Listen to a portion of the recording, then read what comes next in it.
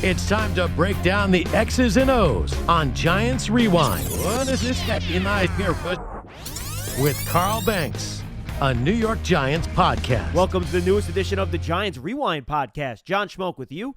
Today's guest is Giants broadcaster and, of course, former star Super Bowl champion linebacker Carl Banks. But first, need to remind you that you can find the Giants Huddle podcast on all your favorite podcast platforms on the Giants mobile app and the Giants.com/podcast, as you can find all the podcasts on our Giants Podcast Network, which is presented by Investors Bank.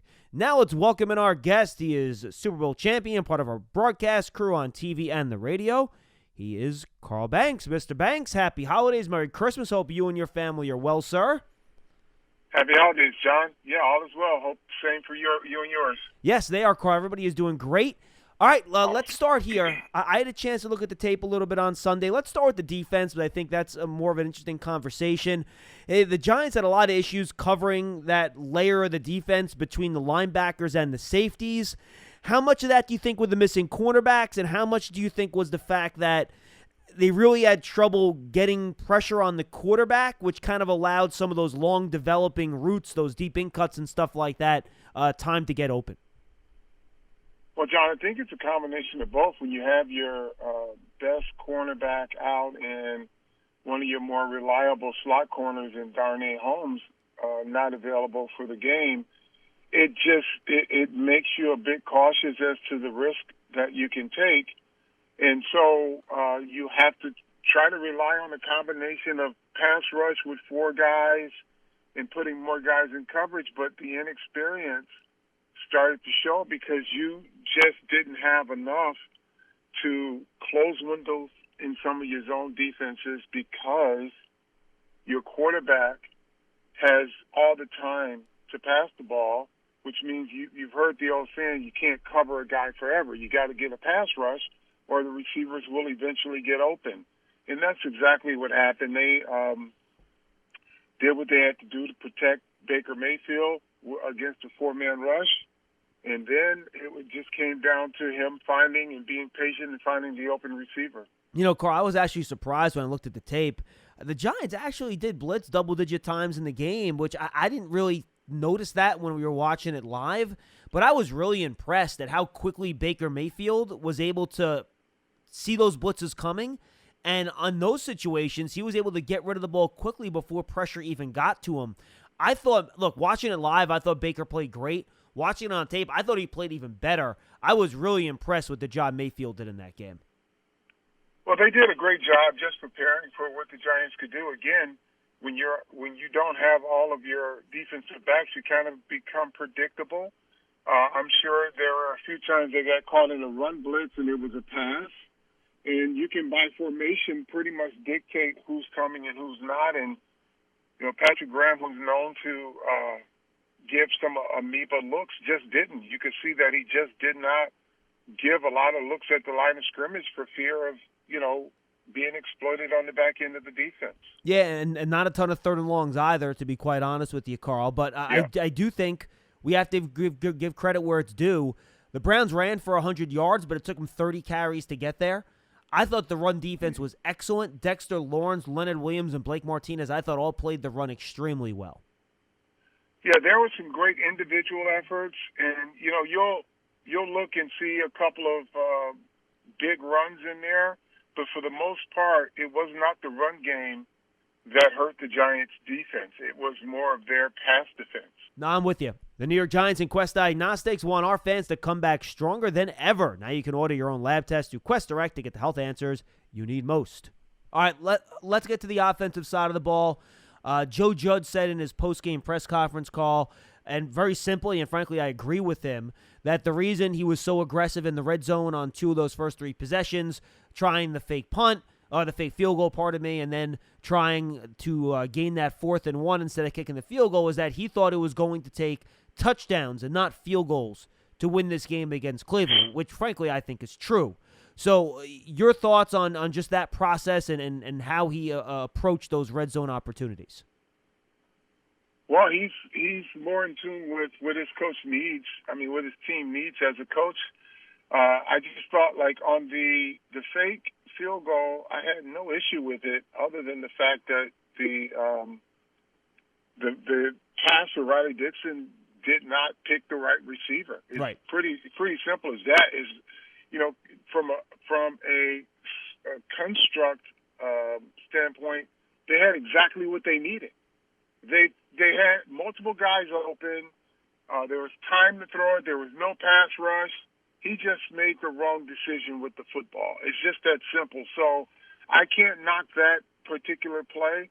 The other ones, you get into a game and you start to feel like you need points or you need touchdowns. I thought the second one could have went either way, but, he decided to go for it, and if it's executed right, they probably score, but it was not. And, Carl, those fake field goals to me, if they work, everyone throws, bouquets and lauds it as some genius move and great coaching. But when sometimes the defense just plays it well enough where it doesn't. And, the punter, you can't rely on a punter to go through his progressions, right? I mean, that's a tough ask. He's not a quarterback. No, you can. I mean, that's part of the deal, John. When you call a fake, it's not a 50-50 proposition. Coaches don't go on 50. If it's a 50-50 proposition, you probably take the field goal. You have a pretty good idea that you can execute this play, and I'm pretty sure in practice they went over every single scenario, and the center was probably open in practice, and the other guys were covered. In the game, he wasn't, and the other guys were uncovered. But it's not. I mean, when coaches call that, it's not a crapshoot. Those are well thought out. It's just like an offensive play. It just really comes down to the execution of the play because, again, they had what they wanted. They got the look that they wanted. Just the quarterback, in this instance, Riley Dixon, made a bad decision with the football. He threw it to the only guy who couldn't get open. Absolutely. I thought Colt McCoy was pretty solid, Carl, watching him. He got rid of the ball quickly. We saw the Cleveland pass rush neutralized for much of the game because he was getting rid of the ball so quickly. Now, some passes down the field were not where they needed to be from a location standpoint, maybe not enough zip on the ball, but that's why he's a backup quarterback, right? So what were your overall thoughts on Colt McCoy's performance? Colt McCoy managed the game relatively well. I think, they stayed on schedule as much as possible.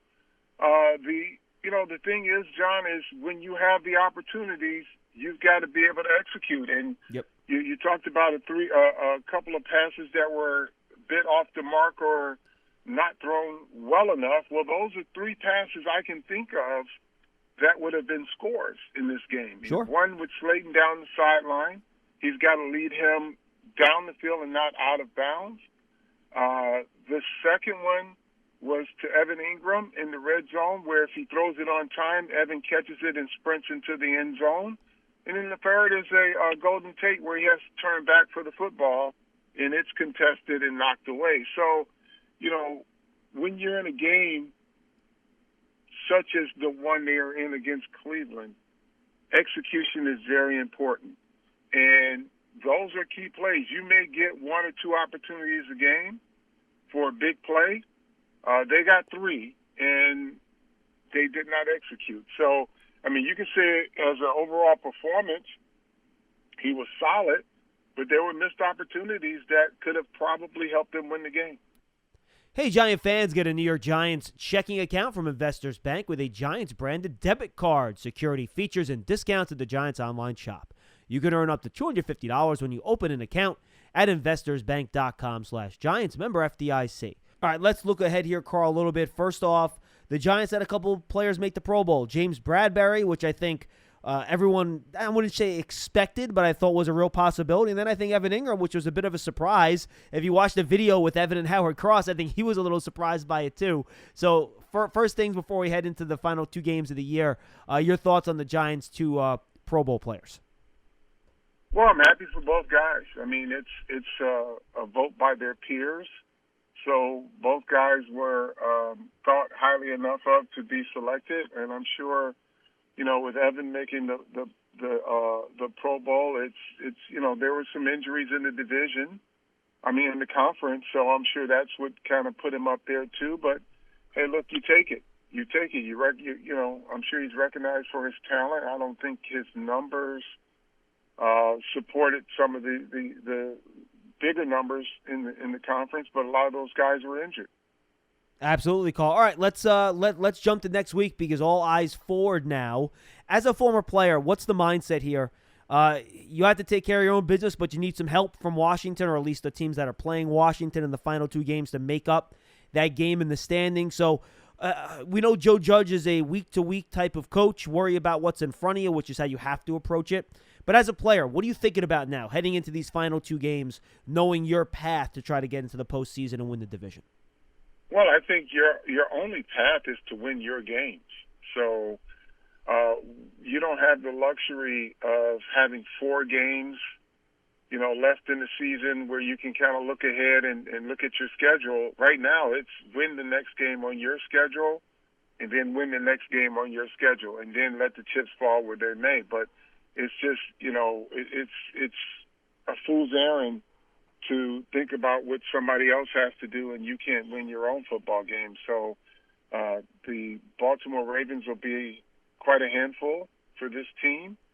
So I think that's where their focus should be because it won't matter what anyone else does if they can't win the next game on their schedule. Yeah, I'm with you, Carl. And you mentioned the Ravens, and let's go there. It's always about, sometimes, Carl, in this league, about not what teams you play, but when you play them. And this does not seem like the best time to be playing the Baltimore Ravens. Well, it's not necessarily the worst time either. I mean, the Giants, you look at Baltimore and you say, wow, they're hitting on all cylinders. They played a shootout with the Cleveland Browns, and the Giants held the Browns. The Browns were not as explosive against the Giants as they were against Baltimore. So, I mean, there's a path to victory. Of course. Obviously, the wild card in this scenario is always Lamar Jackson because of his just off-schedule plays at any moment. But you just have to do your job. And you know, they are playing well. They're playing really good football. They're playing for something, but that just does not negate the fact that if you put forth your best effort and you have a plan, you can still come out with a victory. Can you talk to fans a little bit, Carl, about the challenges for a linebacker going against Lamar Jackson and all the different aspects of his game, from the read option to the scrambling on throws to design runs to the passing game, all that stuff put together in his little package? Well, as a linebacker or a second-level defender, you just have to play what you see. You can't guess with Lamar Jackson because you're going to guess wrong. Because I'm pretty sure at times he doesn't know what his next move is. So it's just, you know, you just got to play what you see, play the formation, and you're going to have some things that you've scouted that you'll know that they have a tendency to run, especially when they have the big fullback in the game and where the ball's going and things of that nature. But then once the play starts, you just got to be good. But you can't guess and anticipate something happening and it doesn't.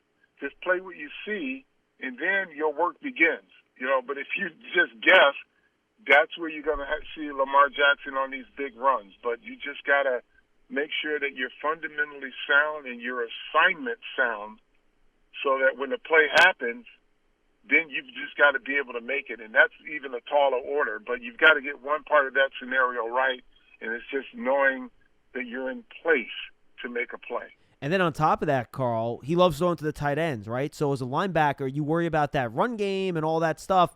Those tight ends slipping right behind you, that's a huge part of what the Ravens like to do. Yeah, they do, John, but the tight ends are not that hard to find. They don't have the fastest guys running down the field. A lot of those big plays to the tight ends are wide open plays off of the play action, like you said. So, I mean, your second-level defenders have, again, got to be assignment conscious. They've got to read their keys to know when it's run and know when it's pass so that those guys don't get behind your defense. All right, let's go to the Ravens defense, Carl. They are an aggressive, downhill, blitz-heavy type of scheme. So we'll see if Daniel Jones can play this week. But regardless, what are the challenges for this Giants offense as a group and the front and the offensive line specifically when you go up against a defense like the Ravens have? Well, when you got blitzing teams, you really want to be very physical with them, meaning that you want to run the football. You don't want to get down, behind the count and down in distance. So if you can run the football, which the Giants have proven they can do against most of the teams that they've played, that can take them out of it. Because once you start to run the football against a blitzing team, then you're going to catch them a few times and hit some passes behind them in play action. So I think the key there is just controlling the line of scrimmage. It's the same old story with the Giants. If you can run the football, you'll have some success in some other parts of the game. Carl, hope you have a Merry Christmas, Happy Holidays. Send the best to the family. We'll see you on Sunday for Giants and Ravens, our final road game from the studio, for lack of a better term. It was it's funny, going into this year, I think we were all worried about how that would go. But I think it's gone pretty well, and I think you and Bob have really set the scene for fans. And if they didn't know it, I don't think they'd even know we weren't at these games. I think you guys have done a great job with it. Well, thanks. You've been a part of that team and making that process work really well, John. So we appreciate you as well. Thank you, Carl. Have a great holidays. Merry Christmas, my friend. We'll see you on Sunday. You got it. Thanks. That's Giants linebacker and Super Bowl champion Carl Banks. We thank him for joining us on the Giants Rewind podcast. I want to remind everybody that you can find the Giants Rewind podcast on Giants.com, the Giants mobile app, and all your favorite podcast platforms.